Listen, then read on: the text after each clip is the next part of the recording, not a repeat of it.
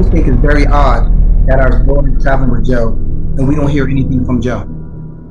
To me, that's very odd. I always find it interesting when people are like super shocked that you would make a decision out of like the kindness of your heart or a decision out of love, because it makes me think.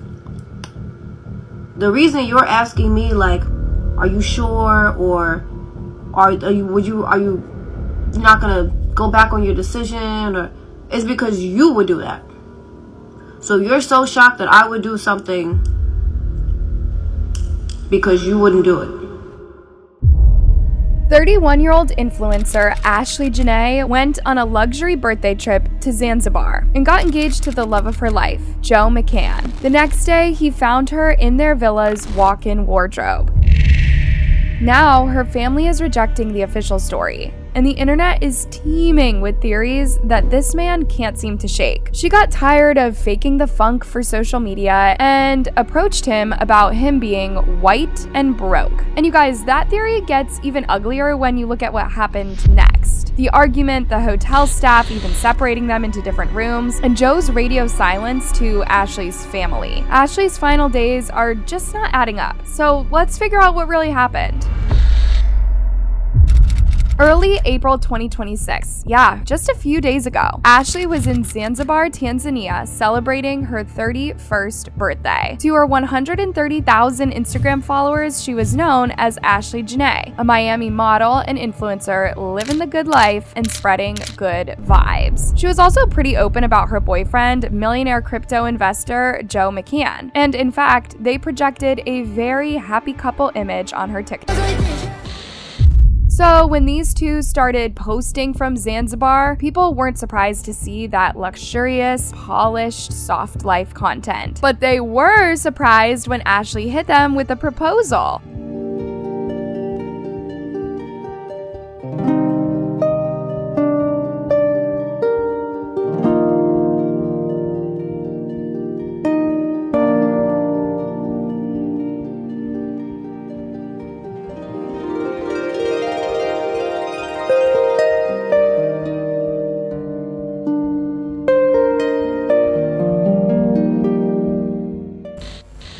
This was April 3rd. She captioned the video, "Still taking this in, somewhere in Africa." She followed it with this photo captioned, "If this is a dream, no one wake me up." Then on April 5th, her birthday, she posted herself feeding a giraffe, plus the line that now haunts this case. Chapter 31, and I'm exactly where I need to be. And that's where her posts stopped. That's when she stopped replying to happy birthday texts too. 3 days later, Ashley would be found unresponsive in that same villa. Here's how this dreamy engagement trip turned into a horror show overnight. Now, I'm not sure if everybody was just like not taught the unspoken rule, or if y'all just stopped giving a I don't know which one it is. I can't fault y'all for not knowing. But it's been happening so often lately that I feel like I have to say something. I have to. Because enough is enough. Walking is like driving a car. It means you stay to the right at all times. You stay to the right. Only time you go to the left is if you got to speed past somebody on the right. That means if you're walking in the mall, all the stores is on the right-hand side. Boom, store, store, store. Only time you cross over to the left is if the store is on the other side. If you are going up the stairs, you stay to the right. The person coming down is going to be on your left and their right. Still staying to the right. What's not clicking? Make it make sense. You are f***ing up feet traffic. Up.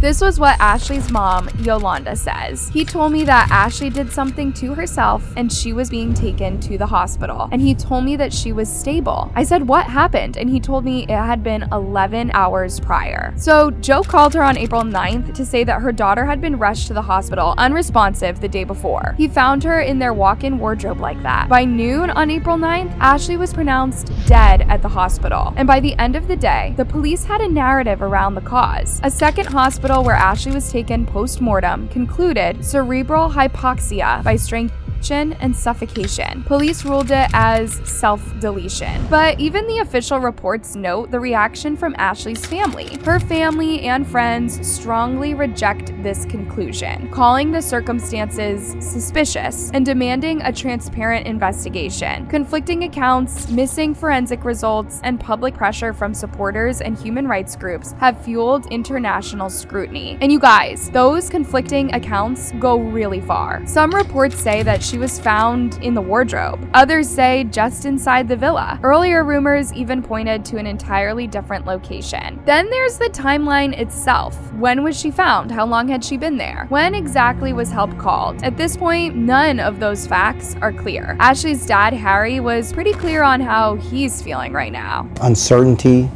mystery, anger, sadness. It's like a part of me has just been taken away. And then we get to the part that really made her family stop trusting anything they were hearing. Hours later, the luxury hotel the couple was staying at called saying Ashley passed away. Yeah, the resort, not Joe, phoned the family to notify them. And it doesn't stop there. Reports started circulating that Joe didn't immediately alert any people after reportedly finding Ashley in the wardrobe. So there was some level of delay before everything came out and before help was offered to Ashley. Now, again, we have to be careful here. Not everything is confirmed just yet. However, this is confirmed. Her mother said Robinson called on April 8th to say she and her fiancé had argued and were moved into separate rooms. That's the last time that Ashley spoke to her family. It's unclear what the fight was about, but it was bad enough that the hotel staff stepped in and gave them separate rooms. Mere hours later, she was found unresponsive, so the question becomes unavoidable: what happened in that gap? Here's what we know, and brace yourselves because it is infuriating. When we zoom in on that gap between the fight and the hospital call, the case splits into two completely different versions of reality. According to the Tanzanian authorities, the sequence goes like this. Investigators in Tanzania said she had been in a fight with her fiancé, Joe McCann, hours earlier, and the two were separated by hotel staff. He was moved to a different villa, which was about a 10-minute walk away from where she was staying. A 10-minute walk is a proper distance. This detail matters quite a lot. It offers us a timeline and a context. By the end of April 8th, Ashley was not alone on this trip. And it's within that window that she passes. So not only does the fight put Joe in a bad light, but how clear can his version of events actually be? What did he see or hear? And how did he realize something was wrong if he wasn't there? We don't know any of these things from him or from the police. However, we now have this information. Now, we did get some new information. We know that authorities in Tanzania have confiscated her fiancé's passport. Yep, Joe's passport has just been seized by authorities. And according to the latest police reports, he is now being questioned. The Tanzania police posted on their social media to confirm Joseph Isaac McCann is now an official suspect, even though he's not under arrest. And there's another version of reality. Ashley's friends and family back home getting nothing more than scraps from the Zanzibar police. According to ABC, the family says they have contacted police, the consulate, and the embassy, but have not received additional information beyond confirmation that the death remains under investigation. They have also requested surveillance footage from the resort, and yet they are getting nothing. No one wants to talk to us. Like, just let us know what happened. That's the only thing we want to know is the truth. They've even been staying in Washington, D.C., hoping to keep close contact with the embassy. Imagine how upside down their lives feel right now. And yet, all they get is the same as us: some updates from the news. We don't have anything from the police. These two versions don't tend to coexist this long unless something is missing or, being hidden. And that's exactly why people close to Ashley are refusing to accept this version of events. It's also why they're looking at the man most likely to know more than he lets on. On paper, Joe McCann looks exactly like the kind of guy you would expect Ashley to be with. According to the International Business Times, Joe McCann is the founder, CEO, and chief investment officer of Asymmetric Financial. We're talking big crypto money hedge fund world, tech circles, all that kind of jazz. The kind of lifestyle that fits perfectly into the soft life image that Ashley was building online. And for about a year and a half, that was what this relationship looked like.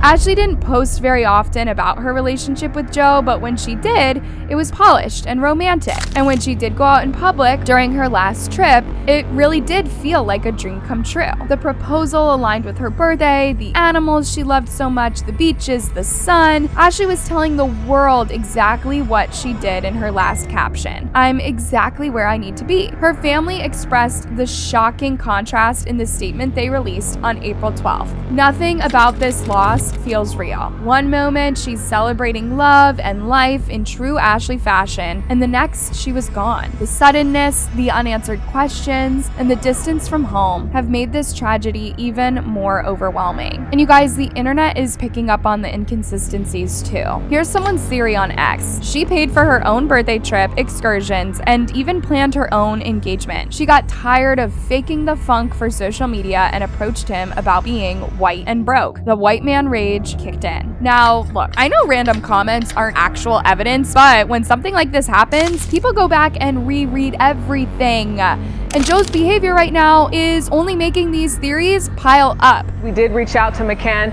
and have not heard back.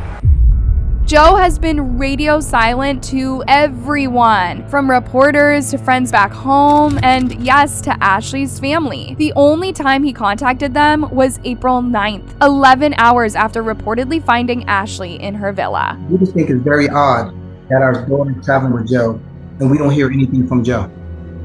To me, that's very odd. And initial call that she got from Joe was 11 hours after something had transpired in the room. And that's very odd. Not to mention, when he did call, Ashley was in critical condition, yet he framed it like everything was okay and they shouldn't worry. Maybe that's some people's way of comforting families far away, but when you add this up to everything else, it doesn't look good for Joe. There has been no communication here.